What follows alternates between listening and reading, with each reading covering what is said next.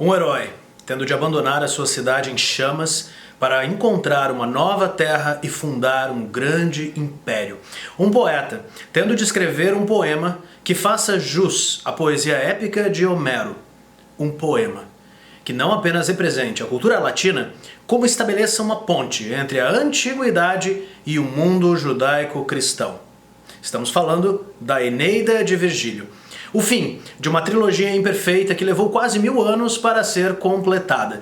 Para saber mais, vem com a gente no nosso curso Pocket de Literatura Greco-Latina.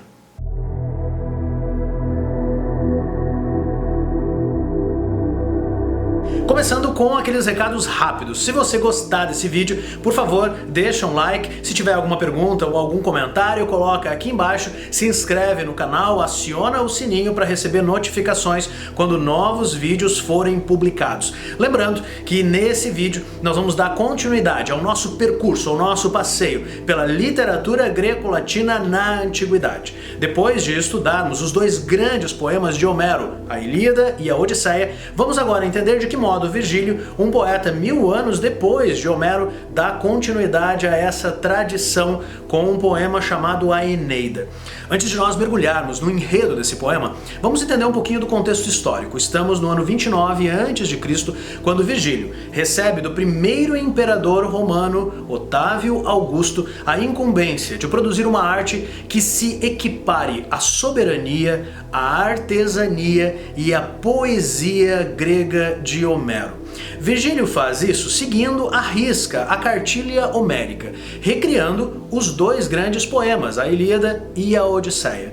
Virgílio representa um mundo de transição entre uma Roma republicana que passa para uma Roma imperial. Lembrando que tudo isso acontece depois da morte de Júlio César, assassinado no próprio Capitólio, na cidade de Roma, com medo de que ele assumisse o poder e se transformasse em um tirano.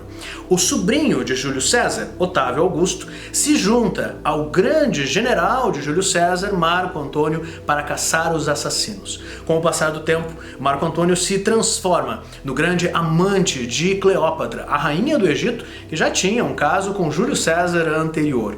E então está instaurada uma guerra civil entre romanos e egípcios. Depois da morte de Cleópatra e Marco Antônio, Otávio Augusto retorna a Roma, instituindo o império e se transmutando no primeiro imperador. O grande desafio de Otávio Augusto era construir um monumento, um poema, que perdurasse através dos séculos e que comunicasse às nações posteriores a grandiosidade de Roma. Como Roma tem uma grande influência da cultura grega, afinal temos os mesmos sistemas de leis, o mesmo ideário social e também um conjunto de deuses que formam um grande panteão, apesar dos nomes e da língua ser diferente. Num primeiro momento, o que nós notamos em Virgílio é a continuidade da tradição homérica. Se a Ilíada trata da Guerra de Troia, se a Odisseia trata do retorno dos heróis gregos à sua casa, a Eneida contará o que aconteceu com os sobreviventes de Troia. Como é que Virgílio faz isso? Ele pega os dois poemas, a Ilíada e a Odisseia, e altera a ordem desses poemas. Primeiramente se concentrando em um herói coadjuvante da Ilíada, Enéas, um príncipe troiano, filho da deusa do amor Vênus e de um mortal chamado Anquises. Enéas sobrevive ao fim da Guerra de Troia e, segundo a lenda romana, então em voga, a lenda na qual Virgílio se baseia, Enéas seria o fundador da grande nação italiana e também da grande cidade que seria a sua capital, Roma. Virgílio então conta de que modo Enéas, depois do fim da guerra, depois da destruição de Troia, parte de Troia, viaja pelo Egeu e pelo Mediterrâneo e chega até o território latino. A Eneida está dividida em 12 cantos. E Virgílio faz essa recriação de Homero do seguinte modo. Na primeira parte, ele vai recriar a Odisseia. Afinal, os primeiros 6 cantos da Eneida tratam das viagens de Enéas, assim como a Odisseia tratava das viagens de Ulisses. Na segunda parte, que vai do canto 7 até o 12, Virgílio vai recriar a Ilíada. Porque são cantos que tratam de guerra, que tratam de batalha, que tratam de conquista. Enéas chega ao território latino e, como os gregos diante de Troia, na Ilíada, ele precisa vencer os inimigos. Ele precisa dominar o território, ele precisa fundar uma grande nação. Nesse momento do vídeo, você deve estar se perguntando até que ponto a Eneida é um poema original, se Virgílio se baseia de uma forma tão próxima dos grandes mitos e das grandes lendas de Homero. Esse debate mereceria um outro vídeo, né? A ideia de originalidade no mundo antigo, que é uma ideia muito recente, data de poucos séculos da nossa modernidade, quando nós passamos, depois do romantismo, a valorizar ideias inéditas, histórias originais e a criação de um enredo do início ao fim. Antes do romantismo, o tradicional na arte são artistas pegarem histórias que todo mundo conhece e reinventar essas histórias para uma nova audiência. É exatamente isso que Virgílio faz. A artesania dele está menos em inventar novos episódios e mais na forma como ele vai construir um poema bélico, um poema marcial, um poema altissonante, muito diferente nesses aspectos da Ilíada e da Odisseia. Diferente porque diz respeito a uma determinada cultura. Enquanto os gregos não valorizavam a guerra, não tinham por tradição ou por constituição social batalhas e conquistas e a dominação de novos territórios, essa prática é a base da nação romana. Num certo aspecto, a Eneida é um tratado de guerra, e ainda mais, um tratado de guerra que forma soldados e que os motiva a defenderem, a lutarem, a batalharem e talvez a morrerem pela ideia de Pax Romana, uma paz conquistada através da guerra. Os primeiros 6 cantos da Eneida tratam, então, de detalhar as viagens de Enéas, que aqui se transmuta num romano Ulisses, viajando pelo Egeu, passando por ilhas fantásticas, por perigos inúmeros e encontrando personagens que muitas vezes reproduzem ou recriem personagens lá da Odisseia de Homero. Entre eles, Dido, a rainha de Cartago. Enéas chega até Cartago, então uma grande inimiga da nação romana, e lá ele trava contato com a rainha viúva Dido. Ele conta a ela suas aventuras, assim como Ulisses havia contado as suas aventuras ao rei Feácio. Entre essas aventuras está a destruição de Troia, no canto 2, um dos monumentos literários mais impressionantes da história do Ocidente.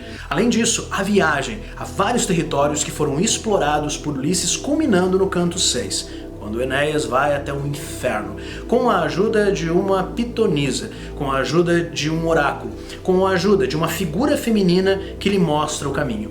Chegando no inferno latino, não grego, Enéas encontra de um lado o Tártaro, um lugar de tormento, um lugar de sofrimento, e do outro lado os Campos Elíseos, um paradisíaco bosque no qual bons soldados, grandes heróis da nação romana, ficam ali passando a eternidade se dedicando aos seus jogos de guerra. A partir do canto 7, Enéas chega no território latino e se transmuta num novo Aquiles. Se lá na Ilíada o inimigo de Aquiles era Heitor, agora, o inimigo de Enéas será Turno, o herói latino que defenderá a sua nação contra o ataque e a ameaça do herói troiano. Se lá na Ilíada nós temos um episódio célebre dedicado ao escudo de Aquiles, aqui no canto 8, Enéas também perde o seu escudo e também precisa recorrer à sua mãe, que por sua vez recorre a Hefestos, para forjar uma nova armadura e um novo escudo. Se o escudo da Ilíada dava conta de todos os aspectos da cultura grega, o escudo da Eneida, o escudo de Enéas, detalha toda a história do povo latino, com especial detalhe a família Juliae, a família de Júlio César, a família de Otávio Augusto. Num certo aspecto, a Eneida é sim um grande poema de elogio a um contexto histórico e a uma grande nação, mas sobretudo a uma família de políticos, de líderes, de reis, nesse caso, a uma família que daria origem à Roma imperial que nós tanto conhecemos. Destaco também nesse vídeo a importância de uma figura descrita lá no finalzinho do canto 2. Uma figura que vai perpassar a história do Ocidente e que vai ser recriada por uma série de artistas renascentistas tanto em pintura como também em escultura. E essa figura é a de Enéas. carregando nas costas o seu pai Anquises, que por sua vez carrega os deuses Pênates, os deuses familiares da tradição romana. Ao lado de Enéas está Iulo, seu filho.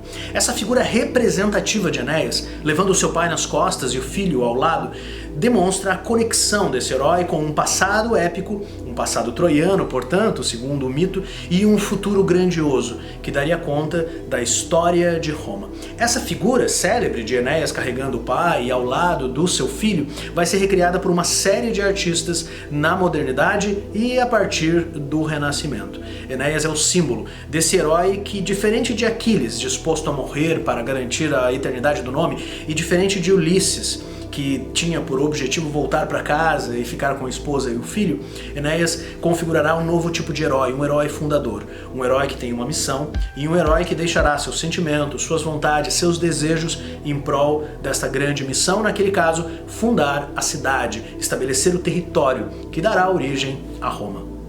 A Eneida, sem sombra de dúvida, é um dos maiores monumentos da literatura ocidental e é um poema muito importante para o medievo e para o Renascimento. Lembrem, um período no qual a língua latina é muito mais valorizada do que a língua grega. Portanto, num período em que Virgílio e a Eneida são mais lidos, conhecidos e debatidos do que os próprios poemas homéricos, que vão ganhar fama e renome e, portanto, traduções nos séculos posteriores. Tamanha é a importância da Eneida que Dante, na sua Divina Comédia, no seu primeiro livro dedicado ao passeio pelas chamas do inferno, vai apresentar Virgílio, o autor da Eneida, como o guia de Dante por esse mundo subterrâneo.